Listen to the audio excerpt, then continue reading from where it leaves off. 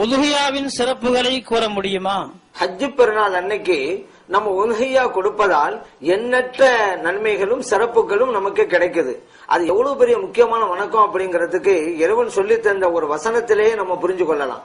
இறைவன் குர்ஆன்ல சொல்லி காட்டினான், வலிகுல்லி உம்மத்தின் ஜஅல்னா மன்சகன், ஒவ்வொரு சமுதாயத்தினருக்கும் இந்த குர்பான் கொடுப்பதை வணக்க வழிபாடாக நாம் ஆக்கினோம் அப்படின்னு அல்லாஹ் குர்ஆன்ல சொல்லி காட்டுறான். அப்ப நமக்கு மட்டுமல்ல, நபி நாம் ஸல்லல்லாஹு அலைஹி வஸல்லம் அவர்கள் உம்மத்தினராக இருக்கிற நமக்கு மட்டுமல்ல இந்த குர்பான்ங்கிற வணக்கம் செய்வது, நமக்கு முன் உண்டான சமுதாயத்தினருக்கு கூட அல்லாஹ் தஆலா இதை வணக்க வழிபாடாக அமைத்து கொடுத்திருக்கிறான். எல்லா சமுதாயத்தினரும் இதை தொடர்ந்து செய்து வந்திருக்கிறார்கள் அப்படிங்கறத புரியும் பொழுது இது எவ்வளவு ஒரு முக்கியமான வணக்கம் என்பதை நாம் தெரிந்து கொள்கிறோம். அதுக்கு அடுத்து நபிகள் நாயகம் ஸல்லல்லாஹு அலைஹி வஸல்லம் அவங்க சொல்லி தந்தாங்க, ஹஜ்ஜு பெருநாளில நாம் செய்கிற வணக்க வழிபாடுகளில் இறைவனுக்கு மிகவும் பிரியத்திற்குரிய, மிகவும் இறைவனுக்கு நேசத்திற்குரிய ஒரு வணக்கம் இருக்கிறது என்றால் அதுதான் உதுஹியா கொடுப்பது. அது அல்லாஹ் ரொம்ப நேசிக்கிறான் அந்த அன்னைக்கு. மேலும் நபிகள் நாயகம் ஸல்லல்லாஹு அலைஹி வஸல்லம் அவங்க சொல்லி தர்றாங்க, அந்த பிராணி இருக்குதே, நீங்க உதுஹியா கொடுக்கிற பிராணி மறுமை நாளையில தனது கொம்புகளோடு அங்க வரும், தன்னுடைய முடிகளோடு வரும்.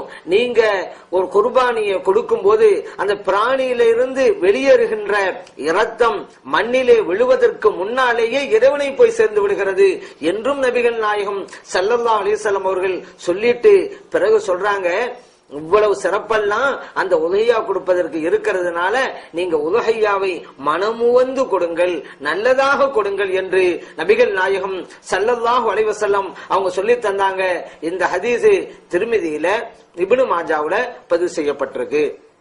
மேலும் நபிகள் நாயகம் ஸல்லல்லாஹு அலைஹி வஸல்லம் அவர்கள் இந்த வணக்கத்திற்கு எவ்வளவு முக்கியத்துவம் கொடுத்தாங்க அப்படிங்கறத இன்னொரு ஹதீஸ் மூலம் நம்ம புரிஞ்சு கொள்றோம்.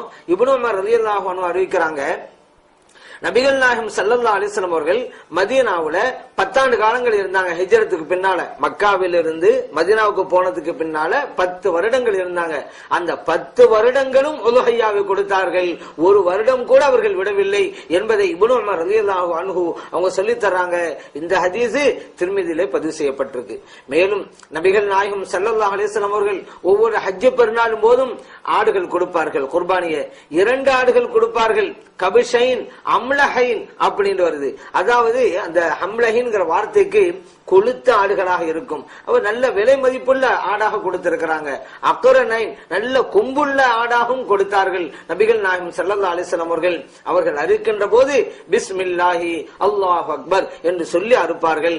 இந்த ஹதீஸ் புகாரியில முஸ்லிம்ல பதிவு செய்யப்பட்டிருக்கிறது. பிஸ்மில்லாஹி அல்லாஹு அக்பர் என்று சொல்லிதான் அறுப்பாங்க. பிஸ்மில்லான்னு சொன்னா இறைவனுடைய திருநாமத்தால் இந்த உதுஹியாவை கொடுக்கிறேன்னு அர்த்தம். அல்லாஹு அக்பர் சொன்னா இறைவன் மிகப்பெரியவன் அர்த்தம். இந்த வார்த்தையை சொல்லி தான் நபிகள் நாயகம் ஸல்லல்லாஹு அலைஹி வஸல்லம் அவர்கள் அறுத்திருக்கிறார்கள். அதனால உதுஹியா கொடுப்பது என்பது ஹஜ்ஜு பெருநாளிலே நாம் செய்கின்ற வணக்க வழிபாடுகளில் எல்லாம் முதலிடத்தை பெறக்கூடியதாக, இறைவனுக்கு மிகவும் பிரியத்துக்குரியதாக அமைந்திருக்கிறது.